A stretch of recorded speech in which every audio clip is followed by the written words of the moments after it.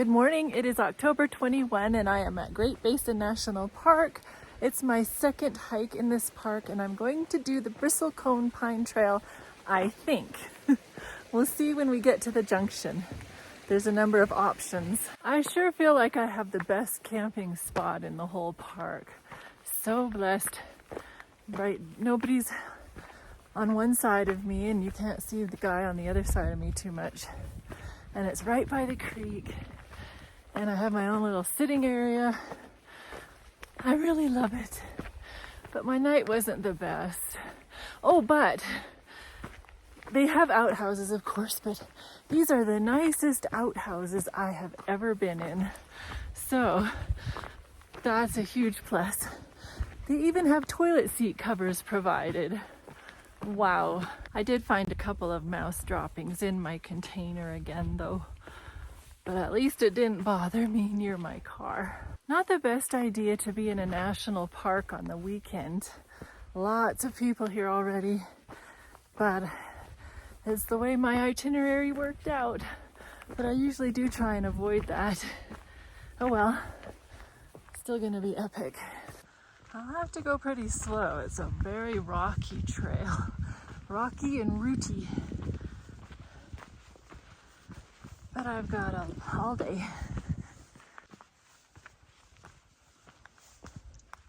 Another consideration is this altitude that I'm at. I think it's like 10,000 feet here. And I'm going to be climbing another 1,000 feet. So we'll see how this goes.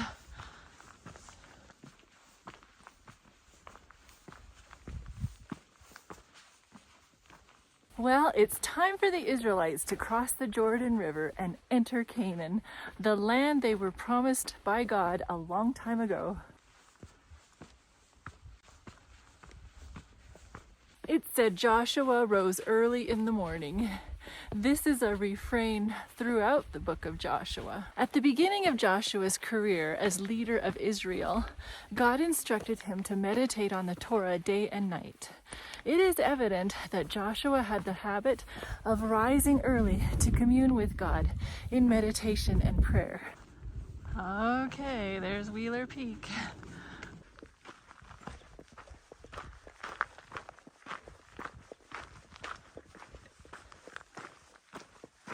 Joshua had the whole Israelites camp right at the Jordan River for 3 days. And then they were instructed that when they saw the Ark of the Covenant borne by the priests, they were to follow it. You see, no longer was there a pillar of fire or a cloud by day where God's presence was. Now he was in the Ark of the Covenant. Oh, a nice valley view.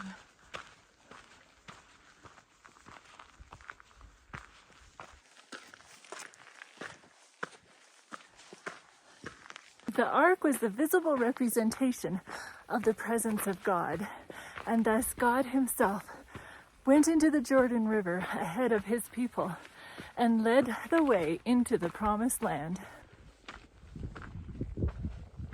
Very impressive.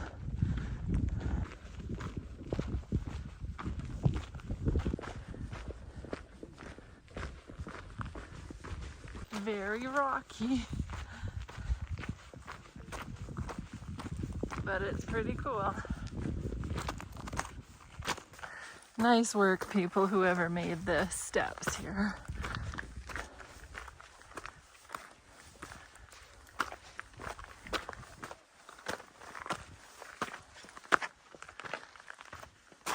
Oh, a little bit of snow now, but not right on the path, so that's good.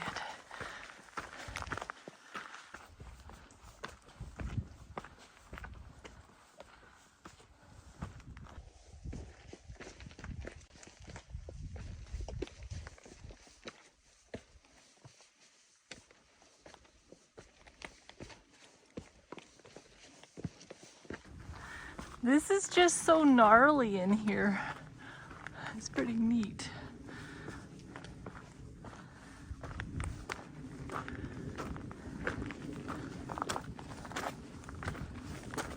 There was to be a distance between the ark and the people of at least 2,000 cubits, or 900 meters, or 3,000 feet. This was to show reverence for this sacred symbol of God's presence. Okay, here is a great example of these famous. These guys can live up to 4,000 years.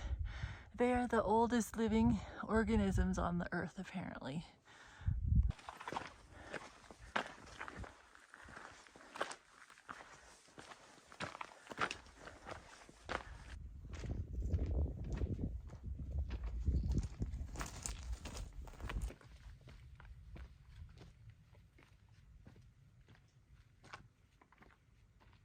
Okay, I am now onto the Glacier Trail, which is a spur trail off of the bristlecone pine trail.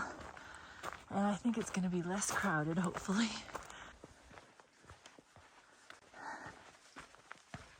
Just gorgeous, eh? Oh.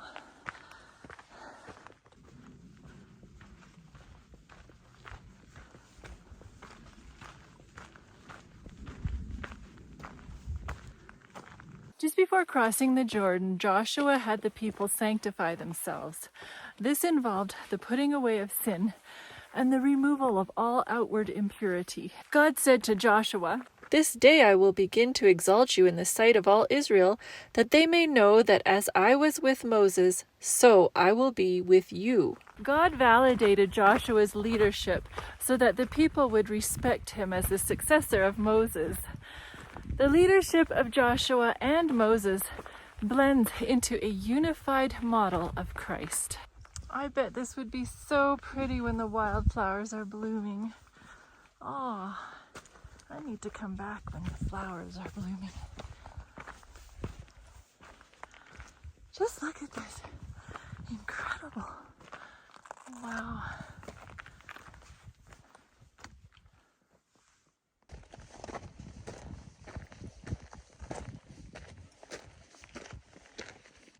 All right, there's the glacier.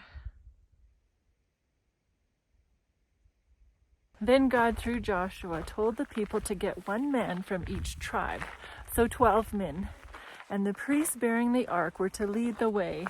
And when their feet touched the waters of the Jordan, the waters would be cut off. The waters that shall come down from upstream shall stand up as a heap. Okay, now I've got my own little glacier to cross.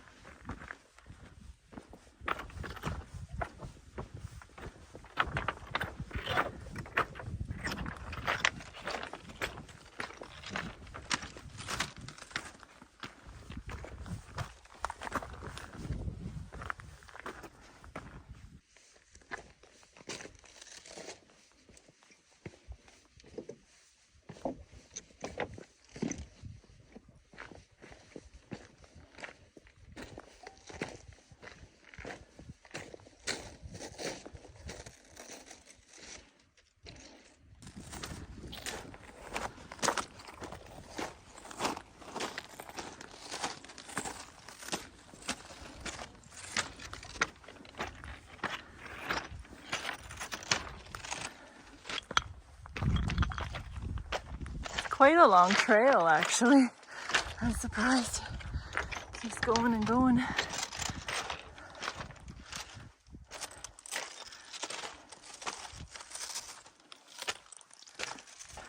Well, it looks like I've come to the end of the trail. Yay me.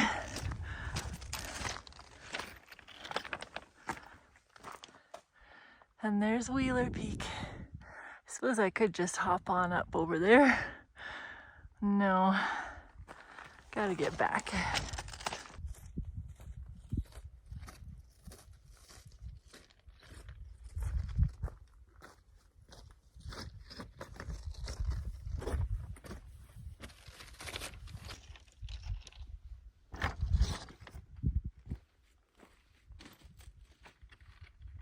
I am in what is called a bowl, carved out by a glacier many, many years ago. It's interesting, those spires, they don't topple over. The view going back is none too shabby as well.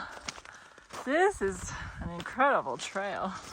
I'm so glad I did it. I was debating whether to just stick with the bristlecone trail or to do the glacier one as well. I'm so glad I did it. Wowzers.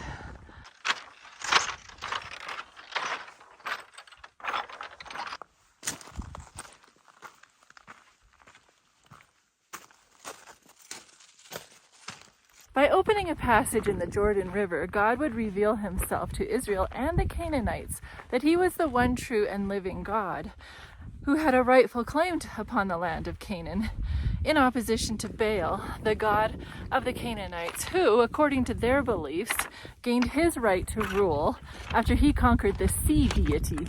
The passage through the river was kind of a trial by water, often used in ancient times to determine the legal decisions of the gods.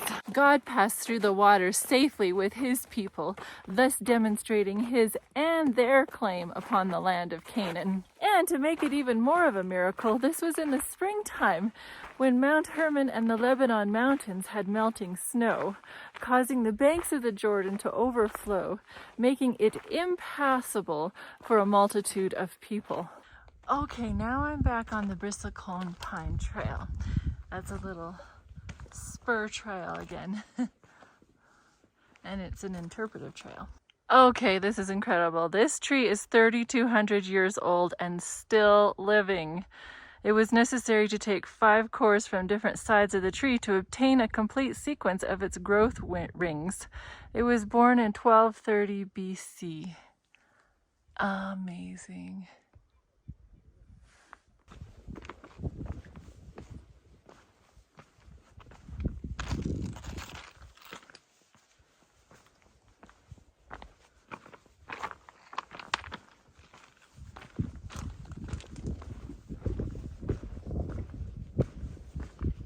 The limber pine and the bristlecone pine are often confused. They are frequently found growing side by side. Both have branches which look like foxtails or bottle brushes and grow needles in clusters of 5. This is a limber pine. Its needles are a darker and slightly grayer green than those of the bristlecone. They are longer and less tightly packed together. The bottle brush of the limber pine looks tufted and well worn. Well, that was very interesting, but there was way too many people there. I couldn't read hardly any of the signs, but I did read that one tree was about 5,000 years old. That's amazing.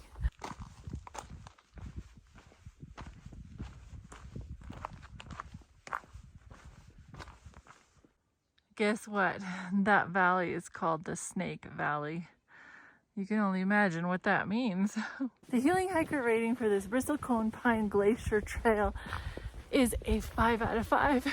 I should technically ding it because there was so much rock walking and that's not exactly safe and there was so many people. But I'm giving it the benefit of the doubt because it is a Saturday, so that's expected. But I mean, the views were incredible and how special to walk with ancient trees. So neat. You know, the priests carrying the ark were to manifest their faith in God's word by stepping into the water. God ever calls upon his people not only to face difficulties, but to march boldly forward in faith at his command, confident that he will open up a way. He has promised to turn the waters aside and to overcome all obstacles. Are you willing to step out in faith?